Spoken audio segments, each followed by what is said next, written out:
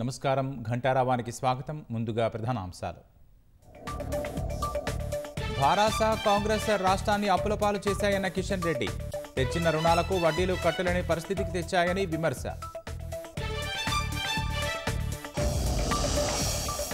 హైదరాబాద్ ప్రతిష్టను దెబ్బతీసేలా కిషన్ రెడ్డి మాట్లాడుతున్నారన్న పొన్నం. జీహెచ్ఎంసీ ఎన్నికల్లో లబ్ధి పొందేందుకే అని ఆరోపణ.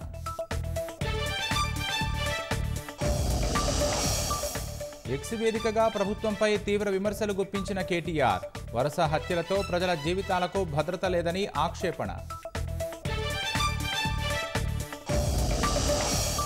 ఈశాన్య రాష్ట్రాలను అతలాకుతలం చేస్తున్న వర్షాలు. యూపీలో పిడుగుపాటుకు 38 మంది మృతి.